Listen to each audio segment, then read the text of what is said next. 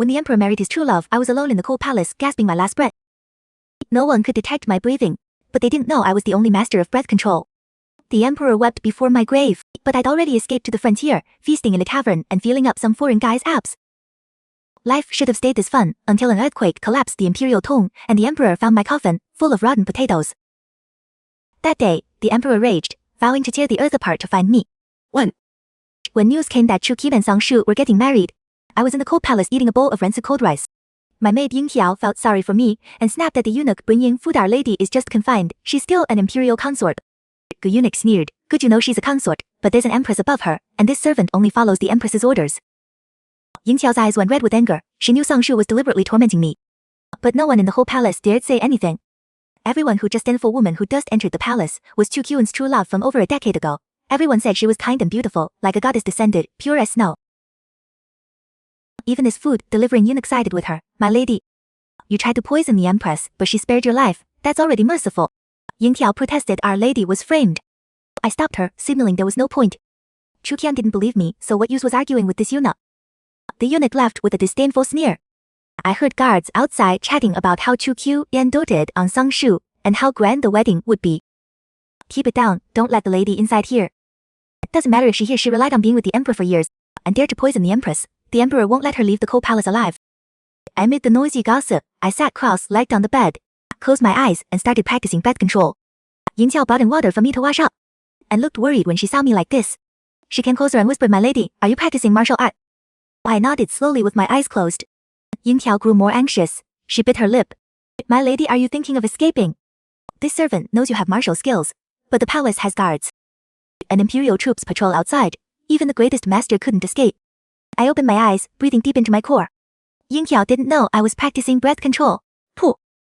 My name is Zhang Song, the only master of breath control in the world. At 4, I was an orphan fighting stray dogs for half a sweet potato. After winning, I met my master.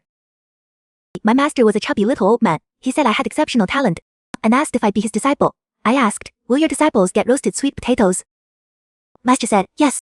So, I joined his school. Our school had 3 living things total. My master, me, and an old turtle. That turtle had supposedly lived 10,000 years, and our training method was to stare at it while breathing slowly.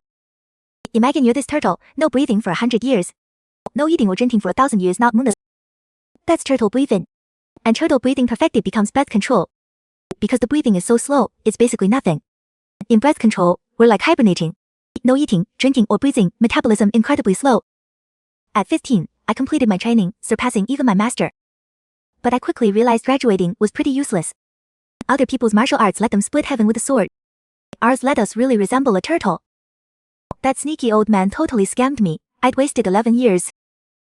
But master didn't give me a chance to confront him. Through letters, he fell for some old widow pen pal, and took off to meet her for a twilight romance. As for me, he figured I'd mastered the art and could support myself. So at 15, I was back on the streets. Luckily, master had good connections. Uncles and aunties from other schools took turns feeding me. Today I'd learn sword at Yimei, tomorrow practice blade at Badao, just drifting along. Drifting and drifting, I met Chu Qian. 3. Chu Qian wasn't emperor yet, just an unfavored 6th prince. He was traveling incognito at a tavern when assassins sent by the crown prince showed up. Just as an assassin was about to stab Chu Qiu through the heart, I used the palm strike I'd learned at Yimei. Lucky me, the assassin spat blood, then got captured by the guards who rushed in. Chu Qian bowed to me, thank you for saving my life, heroine. I grabbed a drumstick from the spilled food. Just words, no silver. Chu Qian laughed. He reached out to me, will you come to my manor and stay with me? I asked, will I get drumsticks? Chu Qian said, yes. So I followed Chu Qian to his manor. You've probably figured out I'm pretty hopeless, always falling into traps for a bit of food. 4. From my first day at the manor, I heard the servants gossiping. Her looks, she resembles Miss Song from the Song family, Sang Shu. Yeah, Miss Song married the Prince of Bei'an 3 years ago, but His Highness still can't let her go. Right, on the innermost shelf in the study, there's still Miss Song's portrait hanging. They soon realized I'd heard, and didn't dare say more, scattering quickly. I shrugged. So what? Just a substitute trope. When I was broke, I traveled with a storyteller, I'd read tons of stories, I knew this plot. Plus, I didn't care. I saw that portrait of Sang Shu in Chu Qian's study. The girl in the painting wore a green dress, strikingly beautiful, she really was gorgeous. So I looked like her. Beautiful women all look alike. So, when Chu Qian sent me green dresses to wear, I wore them right away. He had me learn music, chess, calligraphy, and painting I learned but half-heartedly. Until that day in the warm pavilion, when Chu Qian drank a lot and kissed me. I looked at him. Black robes, dark hair loose, sharp brows and eyes. A cool plum blossom scent when he came close. He held me. I could feel his burning body heat, his solid chest and narrow waist. I trembled and thought, Zhang Song, what did you do to deserve eating this well? Chu Qian didn't know my trembling was from excitement. He thought I was scared. Carrying me to the warm bed, he whispered in my ear, don't be afraid, I'll be gentle. Then he gazed at my face. After a long moment, he reached out and snuffed the bedside candle. Actually, even unmarried princes normally had chambermaids. But Chu Qian, it was his first time. No one could imagine the usually cold and reserved sixth prince. How different he was once that pale shirt came off. I didn't sleep until dawn. After that, whenever Chu Qian came to my room, sleeping at dawn became normal. Chu Qian was really good to me. The palace gifted precious lychees, each prince only got one plate. I wolfed them down, then realized I hadn't saved any for Chu Qian. Chu Qian just smiled and patted my head. I'll remember, Song loves sweets. From then on, whenever there were good sweets or fruit, Chu Qian always thought of me first. Other food, clothes, and necessities I never lacked. He said, Song, there are no other women in the manor, all the silver is for you to spend. So, I really didn't hold back and started generously helping out my poor brothers. Martial artists might seem tough, but they're broke as hell. And Chu Qian, even as the least favored prince, was still obscenely rich. After Chu Qian gave the word, all my poor martial world friends could borrow money from me, and I was generous with everyone. Master Zhang's mother got seriously ill, no problem. I hired famous doctors and 8 maids to care for the old lady. The female disciples at Yuting Palace had no money for winter clothes, no problem. I slapped down a thick stack of banknotes at the tailor and got jewelry made for all the sisters too. A Flying Eagle Mayor's building collapsed. No problem, I'll pay. Let's build 10 more. I spent lavishly, and Chu Qian never questioned it. He told the steward, as long as Song can smile, spend whatever it takes. Master taught me, if you take someone's money, do the job right. I spent so much of Chu Qian's money, I naturally had to contribute something. So when I learned the Kurang twin minister were plotting to kill Chu Qian again, I hid in a lotus star at the minister's house for a day and night until I was waterlogged, but I successfully assassinated him. Later, on the day of the palace coup, the crown prince led troops to surround the manor when arrows rained down. I protected Chu Qian and fought our way out, taking 2 or 3 arrows in my back to keep him unharmed. After busting my tail, I finally got Chu Qian on the throne. I thought I could finally live peacefully and enjoy myself. Then Song Shu came back. 5. Actually, Chu Qian's feelings for Song Shu were no secret back in the capital. It's just that he was only an unfavored prince back then, so no one cared. Now it's different. Chu Qian is emperor. The Prince of Bei who married Song Shu was terrified day and night, afraid the grudge of stealing a wife would anger the emperor. So, he quickly wrote a divorce letter and sent Song Shu back. On her first day in the palace, Song Shu came to see me. She was more beautiful than the portrait, in a trailing green gauze dress, elegant and refined. By then, I'd been made imperial consort, the empress position was vacant. Though Song Shu had no title yet, after returning to the palace, everyone knew Chu Qian had loved her for over a decade and finally had her. So she was definitely the only choice for empress. Song Shu obviously knew this too. So when we first met, she didn't bow to me at all, just smiled and said, you really do look a lot like me. Palace servants close to Qian every time he's with you. He snuffs out the bedside candle. Do you know why? Because in dim light, you look more like me. Oh, and you're wearing a green dress too. Song Shu glanced at me with a careless smile. Too bad, you can paint a tiger but it looks like a dog, you don't wear it as well as me. I nodded. Got it, Miss Song likes green. I happen to have a gift for you. What gift? I clapped my hands. Ying Tiao came out and presented a green hat. That day, Song Shu's beautiful little face turned purple with rage. She went back and complained to Chu Qian. That night, Zhu Qiu came to find me. It was the first time I'd seen his face look that dark. Zhuan said, you made things difficult for Shu. I said no. I kindly gave her a gift in her favorite color. Chu Qian was furious. After that, he never came to my palace again. Chu Qian used to give me any treasure he got first. But now, whether it was lychees from Jiangnan or parrots from the west, all kinds of rare treasures flowed endlessly to Song Shu. Even once, when Ying Tiao went to the imperial kitchen for my rock sugar bird's nest soup, the cook awkwardly told her, Miss, sorry, the palace is short on blood nest lately. The emperor says Miss Song Shu is weak and needs it first. Song Shu even took my favorite sweets, but she still didn't seem satisfied. Once, when we met in the imperial garden, she pointed at the jade pendant at my waist. That jade doesn't suit your temperament, consort. Why not give it to me? I refused. That pendant was expensive. Jade was gold bamboo trim. But I wouldn't give it to Song Shu, not because it was expensive, but because it was the first gift Chu Qiu ever gave me. During the palace coup, I wore it while fighting alongside Chu Qian through life and death. The more I refused, the more Song Shu wanted it. As we argued, Chu Qian arrived. Song Shu immediately knelt. Imperial consort, this servant has overstepped. I just never saw such a beautiful jade pendant before. I couldn't help staring at it. Her eyes were moist, a tear on her cheek. She looked so pitiful. Chu Qian frowned and stepped forward quickly to help Song Shu up. What's going on? Song Shu cried. Your Majesty, I truly just saw this jade pendant. I liked it so much I couldn't stop staring. But the imperial concubine accused me of coveting it, like I was forcing her to give it to me. Song Shu looked at me. Your Highness, I really didn't mean that. I sighed. If Song Shu went into acting, she'd be a star performer. Chu Qian's expression darkened. He looked at the jade pendant and said to me, Concubine, it's just a jade pendant, give it to Shu. He didn't remember it was the first gift he gave me. Song Shu stood behind Chu Qian, flashing me a smug smile. I pretended not to see her and said coolly, why should I? Chu Qian tried to lecture me. Concubine, you've been with me all these years. You have every fine thing in the world. Shu is different. She suffered so much in the north all those years. She's not interested in gold and jewels. Most things don't appeal to her. It's rare for her to like something this much. Can't you just let her have it? You have thousands of jade pendants like this in your palace anyway. I listened quietly as Chu Qian finished, then smiled. I see. Then I picked up the jade pendant and threw it into the pond nearby. Whatever she likes, your Majesty can give her. But what's mine, only I decide what happens to it. They say that night I terrified Song Shu. After she returned, she fell ill from worry and stayed bedridden. They poured medicine into her constantly, but her condition never improved. Until later they discovered slow poison in the medicine. The captured palace servant kowtowed frantically and confessed who was behind it. Yes, it was Imperial Concubine who made us do it. By then, Song Shu was already pregnant. The child was lost. She stumbled into my palace, clutching an empty swaddling cloth and crying. Your Highness, you can be jealous I won His Majesty's heart, but children are always innocent. Before I could speak, she collapsed on the floor. Chu Qian arrived shortly after. He helped Song Shu up. She leaned against him, her pale face crying. Like a beautiful, fragile piece of porcelain about to shatter. Chu Qian looked at me. He said softly, Zhang Song, you have no right to be jealous of Shu. You should know very well I've only treated you well all these years because of her. With that, Chu Qian carried Song Shu and left. After he left, that evening I ate 3 plates of cherry pork, 5 fried squabs, 7 bowls of sweet steamed cheese. Ying Qiao kept patting my back. Your Highness, slow down. I can't. If I eat slower, my tears will fall. I told Yin Qiao, you eat too. We might not get another chance. I was right. The next day at the Imperial Edict arrived. I poisoned and harmed Song Shu. The crime was confirmed. Stripped of my concubine rank and thrown into the cold palace. In the cold palace, I had lots of time to remember the past. I remembered what my master said. He said, people are clear-headed when outside the game, but confused once they're in it. I followed Chu Jun for 7 years, thought I was clear-headed, but I entered the game anyway. Love is the most dangerous game. Master got trapped.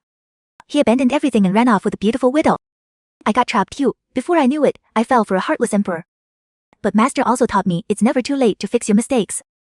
For the first time I realized how great Master was. He taught me the truest wisdom and passed down the most useful skills.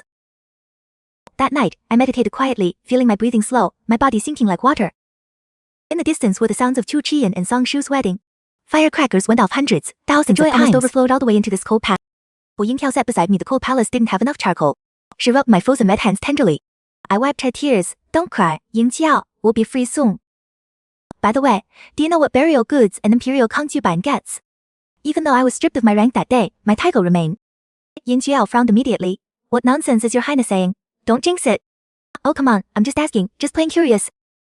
Yin Qiao counted on her fingers. There's a lot. Take the late emperor's concubine Lu. Golden pearl earrings, coral prayer beads bracelet, gilded filigree phoenix hairpin, lapis lazuli necklace. I calculated in my head. Not bad, forget living comfortably the rest of your life. You couldn't spend it all in 8 lifetimes.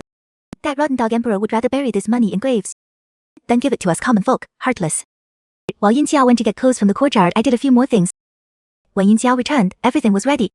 She helped me to bed. I said casually, oh, I left the letter under my pillow. If the emperor comes to see me, give it to him, don't forget. Yin Qiao hesitated. She knew that Chu Qian and Song Shu just got married. He probably wouldn't come see me for a long time. But she was afraid I'd feel bad, so she comforted me. I'll remember, Your Highness, don't worry. I closed my eyes, darkness surrounded me. My breathing got slower and slower. My blood flow slowed too. I felt my body cooling down bit by bit. First my hands and feet, then up through my limbs, finally my heart. My heartbeat got slower and slower until it finally stopped. Good, this pays back all those years, all those extra beats when I saw Chu Qian. Chu Qian must be having his wedding night with Song Shu. This time he finally doesn't have to blow out the candles on purpose. The next morning, everyone witnessed the newly emperor and empress's affection. Chu Qian sat with Song Shu in Fendi Palace. This was Song Shu's first day as empress. By custom, all the concubines should come pay their respects to her. But Chu Qian had no other consorts. His only concubine was imperial concubine Jiang Song, already thrown to the cold pallet. And Song Shi held Chun's arm and said that gently, concubine Jiang is still a concubine. Why not have her come pay respects too? Chu Chun's eyes darkened. He said coldly she poisoned you. She's been thrown into the cold palace. Why do you need to see her? Said softly. Sister Yang was just confused for a moment. Besides, now that I've finally married you, I want everyone's blessing. Chu Qiuhan turned to look at Song Shu's beautiful face. After a long moment, he sighed softly. Whatever makes you happy. He turned to the eunuch, bring imperial concubine Jing. Song Shu sat in her chair with a faint smile. Once Jiang Song actually came and witnessed how loving she and Chu Qiuhan were, only then would she truly win. But the eunuch was gone a long time. Nearly half an hour passed before the eunuch returned, his face pale. He knelt on the ground, trembling. It took him a long time to force out a few words from his shaking throat. Kong Guanjing is dead. Something shattered in the great hall. It was Chu Qiuhan's teacup dropping to the floor. The hall was quiet for a long time. Then Chu Qiuhan laughed. He pointed at the reporting eunuch. I get it, Jing Song told you to report this, didn't she? After all these years in the palace, still so ignorant of protocol, how dare you make such a joke? She just wants me to come see her, right? Throwing childish tantrums. I've been too lenient with her. The little eunuch looked up. He didn't dare speak again. His face was deathly pale, covered in terrified tears. Chu Qun looked at the little eunuch's expression. Gradually he couldn't smile anymore. He slowly stood and said quietly, Are you telling the truth? The little eunuch kowtowed. Absolutely true. When Imperial concubine was found this morning, her body was already cold. Your Majesty. Song Shu cried out. Because she saw Chu Qun's body sway violently, almost collapsing. I finally waited for Chu Qian after all. The little eunuch's long voice rang out, His Majesty arrives. But no one came in. Chu Qian just stood at the door. Wang Yintiu's eyes were swollen like walnuts. She said coldly, Your Majesty. If you're coming in, Tummin, what are you afraid to look at? Her Highness loved you so much when she was alive, even if she became a ghost she wouldn't hurt you. Those words hit Chu Qian like a blow to the back of his head. His body swayed again, his face drained of color. Song Shu quickly steadied him, Your Majesty. Chu Qian shook off Song Shu's hand. He walked in and came to my side. Song. He sadly. In the past, whenever he called me like that, I'd happily answer. But this time I couldn't answer Chu Qian. Song, Chu Qian kept stubbornly calling me. You can't be dead, you were so healthy, so cheerful. The physician examined me and said quietly to Chu Qian. The concubine likely died from old injuries flaring up. She has 3 arrow wounds on her back and took a palm strike to her left shoulder, very close to her heart. Chu Qun froze. He knew where these injuries came from. The arrow wounds on her back were from shielding him during the succession battle. The left shoulder was from assassinating a corrupt minister struck by the guard's palm. Chu Qian asked me back then if it hurt. I shook my head while gnawing on the chicken leg. Doesn't hurt. Look at me now, eating great, feeling fantastic. But how could it not hurt? I just wasn't used to saying so. Old injuries, accumulated grief and illness. I dare guess Imperial concubine Jiang died of heart failure. Chu Qian looked down at me. He reached out his hand as if wanting to touch my face. I did this. I killed her. But Chu Qian couldn't say anything. Yin Qiao stood up and blocked me. Lucky, for the sake of the dragon body's health, Your Majesty shouldn't touch her. She guarded my corpse, not letting Chu Qian touch me. Chu Qian's face paled again. He knew Yin Qiao hated him. Even Yin Qiao hated him this much, let alone. He said hoarsely, Did Song hate me before she left? Yin Qiao was silent, Her Highness didn't say. She took out a letter, her face cold. This is what Her Highness left for Your Majesty, read it yourself. Chu Qian dismissed everyone. He sat alone in the cold palace, beside my corpse, and opened the letter. Bright as the moon in clouds. Hearing you had divided affections, I come to sever ties. It's from Song of White Hair, a long poem. But the first page only had these 4 lines and nothing else. Chu Qian turned to the second page. Sorry, I really forgot how the rest goes. Let me just say what I need to say. Chu Qian, I like you. I know you don't like me, but that's okay. Thanks for treating me well all these years. I know I won't survive, so I'm leaving this letter to say a few more things. There's a big black boulder by the lake. I always slept on it. Lying there always made me feel safe. So I hope you'll bury it with me and let me keep sleeping on it. Besides you, I didn't really know anyone else in the palace, only Yin Qiao stayed with me. She's the only one I can't let go of. I hope you'll give her lots of money and let her leave the palace. After all, you should know this crappy palace is really no place for people. Actually, I can't let go of you either. From now on, there won't be anyone to fight for you or kill for you. When I can't protect you anymore, you have to protect yourself. Be a good emperor. Don't make so many enemies. Goodbye forever. Jiang, Song. Chu Qian finished reading my letter. The room was very quiet, only his breathing could be heard. Suddenly, burning hot tears dropped one by one onto my face. I suddenly realized Chu Jiang was crying. This was the first time I saw him. Why cry? He was the one who said it himself. Oh, he only treated me well because I resembled Zhang Shu. When someone you don't love dies, can you still be this sad? I don't understand, Master never taught me that. Who knows how much time passed before a little eunuch came into her. Your Majesty, the Empress suddenly had heart palpitations and fainted. Chu Qun stood up. The tear stains on his face had already dried. He looked as cold and distant as usual. Got it. I'll go right away. Look, even though I died and made Chu Qian a bit sad, he still went to be with Song Shu. Good thing I don't care anymore. My body was placed in the royal ancestral hall. They picked a day for the burial. Kat kept vigil for me. She fainted from crying several times. It broke my heart. I wanted to sit up from the coffin and comfort her so many times. But I couldn't. Yingtiao's hot-tempered and can't keep a secret. For the sake of my future, I had to let her suffer for now. Chu Qian never came to see me. But he honored my last wish and had the black boulder from East Lake moved over, so I could lie on it for burial. On the day they sealed the coffin and buried me, Chu Qian and Sang Shu came together. Chu Qian stayed calm the whole time, until a palace maid timidly presented something to Sang Shu. Empress, this was recovered from the lotus pond. It seems to be what you wanted before. It was a jade pendant, emerald base with a gold bamboo carding on top. I wore it for many years, then threw it in the lotus pond. Sang Shu said quietly, what an unlucky thing, I don't want it. She was about to toss the jade pendant away when Chu Qian suddenly said, bring it here. Somehow, the gold outer casing suddenly fell off the emerald the moment it was handed to Chu Qian. So the jade pendant broke into several pieces. Judging from the edges, it had been broken for a long time. Chu Qianfou's broken jade. You know, jade can shield its owner from disaster. But broken jade is unlucky and actually attracts disaster. I had so many treasures in my palace. Why would I wear a broken piece of jade on my body? Yingtiao said with red eyes. Her Majesty told me this jade pendant was a gift from you the first time you met her. Chu Qianfou's jade pendant protecting your Majesty during the succession struggle. When the Crown Prince's men shot an arrow, this jade pendant blocked it. The jade broke because of that. Her Majesty found the craftsman. She had a gold xiao made to hold the jade together. She said wearing this jade pendant, bad luck would come to her and good fortune would stay with your Majesty. She loved your Majesty, so she willingly took the disasters for him. The coffin suddenly opened. Voices everywhere, eunuchs and maids trying to stop him, Sang Shu crying out. Zhu Quan was calling my name. Song. I'm here with you. He seemed crazy, eyes bloodshot, struggling to lie down in the coffin. Sang Shu shouted, hurry and pull his Majesty away. Finally, the palace servants forcibly dragged Chu Qian away. The coffin was sealed and buried underground. After a long time I gradually started breathing again. I opened my eyes. What I saw was piles of gold and jewels in the coffin. Nearly blinded me. I knew there'd be lots of burial goods but didn't expect this much. Almost died of happiness right then and there. I'd finally recovered my breathing, but the air in the coffin was limited. The top was sealed with thick layers of dirt. Even the master couldn't break through easily. But no worries, I brought back Hook. Hey, old buddy. I tapped on the black boulder. A moment later, the black boulder stuck out a head, 4 legs, and a tail. That's right, it's the founder of our bread, holding set. Master, a 10,000-year-old turtle. It slowly pushed open the coffin lid, then kept pushing through the dirt above. Fresh air rushed in. I stretched my arms toward the sky, happy as can be.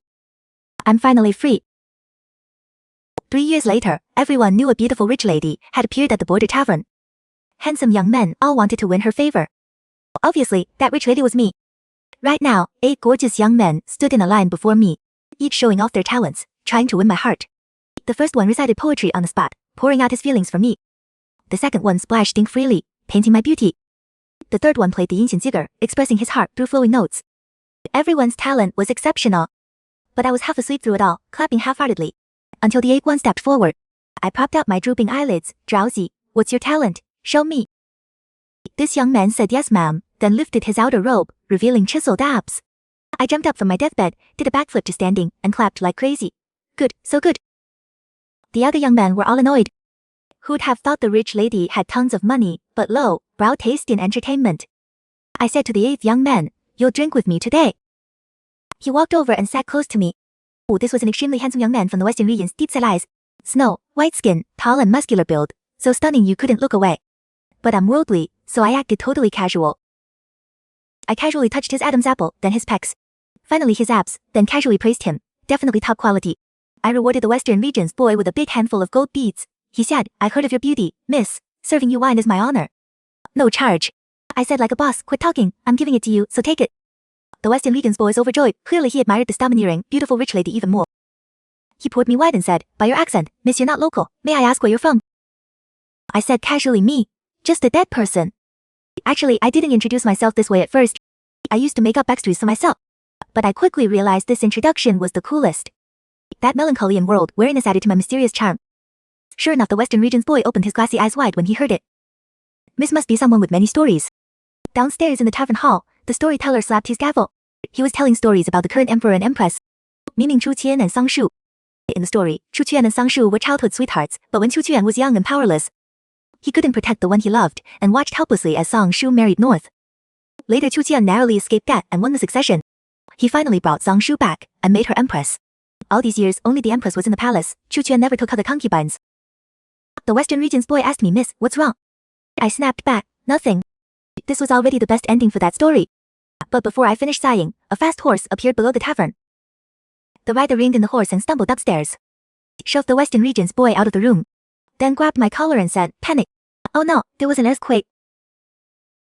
The person was none other than Ying Tiao. After she was released from the palace, I stopped her in a deserted alley to tell her I wasn't dead. She screamed ghost and ran 2 miles. If I wasn't pretty good at martial arts, I almost wouldn't have caught up with her. After realizing I really wasn't dead, Ying Tiao cried and yelled at me. She hugged me so tight she almost strangled me. Now I was confused. The earthquake was a month ago. Why are you running here now? A month ago, I woke up from sleep and felt a slight tremor. But nothing serious happened. I went back to sleep quickly. Ying Tiao says when the epicenter was in the capital suburbs. I suddenly realized something and was shocked. The capital suburbs is what Imperial Tomb? You mean? Ying Tiao nodded and closed her eyes in despair. Landslide, the Imperial tombs collapsed.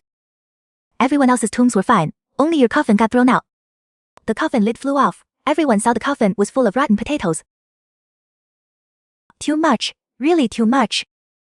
There were so many burial treasures, I couldn't possibly use them all by myself. So I rode to my tomb, raiding buddies inviting them to rob the tomb. They took the burial goods fine. But why'd they toss potatoes in there? Even without an earthquake, wouldn't Chu Qian think it was weird seeing potato sprouts growing all over my tomb later? His face was white as a sheet. His Majesty was serious. He said he'd search to the ends of the earth, dig 3 feet down to find you. And we got the news too late after a month. They might have already found this place. I covered Ying Tiao's mouth. Jinx, stop talking. Let's run. But it was too late. Hoofbeats sounded below the tavern. The officials had arrived. In the tavern, dancers, attendants, the storyteller, all scattered in fright. From among countless carriages, a black steed leaped out. On it was a familiar figure. He looked up, I looked down. Across one floor, we locked eyes from a distance. Chu Quan. He'd actually come here himself. I finally saw Chu Qian again. He sat across from me, in the small room, just the 2 of us. He wasn't wearing dragon robes, just plain black clothes, with dozens of guards. So, people in the tavern thought he was some general's son. Chu Qian told his guards to wait outside, so I had Ying Tiao leave too. Ying Tiao was super worried. She kept looking back at me as she left. I signaled with my eyes that she should relax. Once it was just me and Chu Quan in the room, I started sizing him up. He'd gotten way thinner. His cheeks and eye sockets were sunken. Not a trace of his old high spirit. He didn't seem happy, but he'd been emperor for 3 more years. As imperial authority was stronger, when expressionless he easily made people afraid. Chu Qian's dark, deep eyes stared at me. He said coldly, "We meet again, Jiang Song." Back in the prince's manor, he called me Zhang Song in public and Song in private. After Song Shu returned to the palace, he never said my name again, just coldly called me imperial concubine. Now even though he said my name with anger, it actually had a hint of wanting to be close. This tavern room was my year-round rental. Chu Qian was the guest now, so I wanted to ease the mood. "After such a long journey, sir, you must be thirsty. Someone bring tea." The door opened and that handsome, tall Western Region's boy walked in and started making tea. Chu glanced at him, his face immediately darkened. "Are there no other servants in this tavern? Why are you serving tea?" The Western Region's boy quickly bowed. "Sir, there are, but the miss usually has me serve her." Better he hadn't spoken. Once he did, Chu Qian's expression got even worse. The Western Region's boy saw Chu Qian looked upset. He thought he'd said something wrong, and nervously tried to explain. "Actually, it's not just me. There are 7 other brothers. We 8 take turns."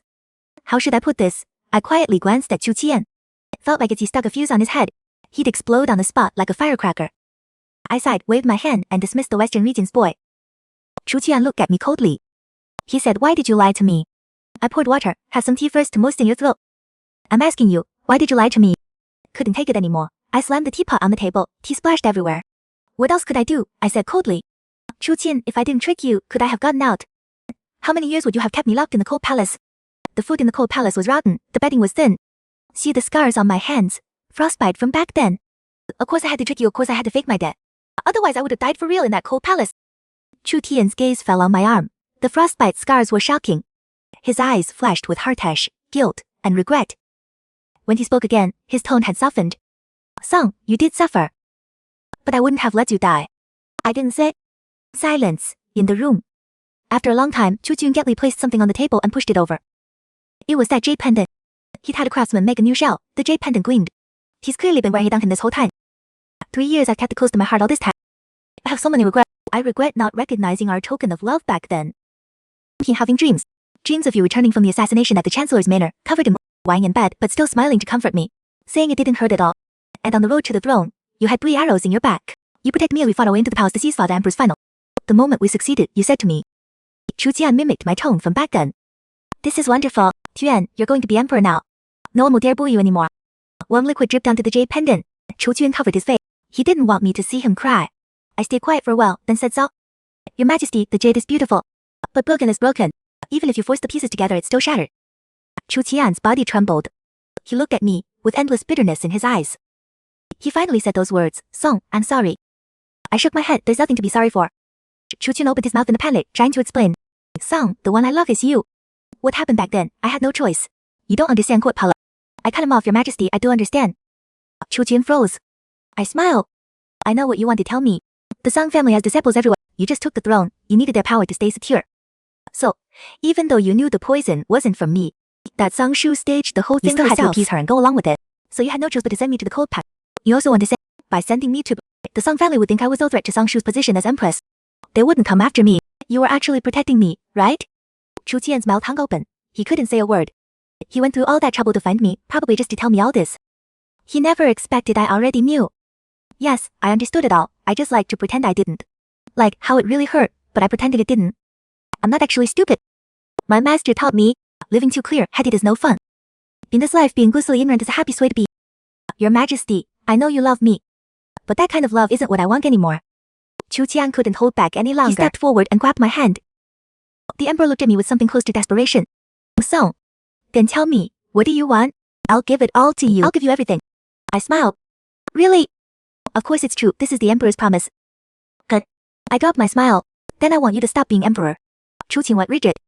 I'll get you a fake death drug. From then on, you won't be Chu Qian. You'll just be Zhang Song's husband. We'll sail down the river, roam the world freely. We'll be an ordinary couple from now on. If you do that, the past is wiped clean. I'll love you again, how's that? Chu Qian's face went deathly pale. I pulled my hand back with a smile. See? Your Majesty, you can't do it. You love me, but your love only gave me imprisonment, coldness, humiliation, and pain. I don't blame you, but going our separate ways is the best choice for both of us. Chuyan stayed silent for a very long time. After all, he asked quietly, Song, one last question. Do you still love me? I smiled. Your Majesty, go back. The Empress is waiting for you. There are many women in the world who love you. It's just that, I'm not one of them anymore. Chu Qian laughed. The guards surrounding the tavern left too. Ying Tiao rushed in frantically. As soon as she came in and saw I was safe, she stomped her feet. Good heavens, you scared me to death. Deceiving the Emperor is punishable by killing 9 generations. I thought we were both done for. I poured wine with a grin. We won't be. Ying Tiao grabbed my hand. What did you say to the Emperor? How did you just send him away like that? When His Majesty left, his eyes were red. He seemed so upset. I took a sip of wine and said calmly, being upset is normal for someone who wants everything. They're destined to be unhappy. After that, Chu Qun never came looking for me again. I continued my carefree life at the border tavern. I even took in a few orphans and taught them birth control techniques. Ying Xiao bought property in the city. She became a famous businesswoman in the western region. Tea, horses, silk. There wasn't a business she didn't touch. That meant news came from all directions. She often told me what was happening in the capital. After Chu Qun fully consolidated his power, he investigated the Song family on dozens of charges including corruption and abuse of power. The Song family, which had dominated since the previous emperor's reign, completely fell. Song Shu was banished to the cola. Apparently, Chu Qian put poison in her food. The same poison she framed me with back then. When I heard all this, I felt nothing. The palace affairs seemed like they happened in a past life. Like stories from a story, they couldn't stir even the slightest ripple in my heart. A few more years passed. A high-ranking eunuch from the palace traveled all the way to the small western region city. He said Chu Qun was gravely ill. He was barely holding on, wanting to see me one last time. I thought for a long time, then finally said to the eunuch, I'm not going. His Majesty got everything he ever wanted in this life. I'm his only regret. Leaving him with this one gives him something to hold on to. It'll help him pull through this illness. If I go back and see him, he might feel like all his wishes have been fulfilled. His will to live might fade. So please tell His Majesty to focus on getting better. He and I have all the time in the world. The eunuch bowed. Your ladyship is wise. This old servant is in awe. He left. Ying Tiao happened to come see me. She called the tail end of the conversation. She glared at me in private. Why are you trying to save that bastard emperor? You should just go see him and make him die of anger. Then we could finally rest easy. I waved my hat. One thing at a time. Chu Qian is a good emperor. The common people have good lives under his rule. Besides, if the emperor dies, it's national mourning. The whole country wears white. Where would we get our wine men? Ying Tiao was still not. You still shouldn't have said you have all the time in the world with him. I smiled. All the time in the world just means his palace gates are as deep as the sea. I'm a wanderer who'll grow old in the world beyond. Life is long, but we'll never meet again. The tavern owner knocked on the door just then. Miss, new entertainers are here to show their skills. Bring them in. 16 young men lined up in front of me. What are your talents? They all lifted their robes in unison, showing off their abs. I jumped up, clapping wildly, and cheered loudly. Perfect.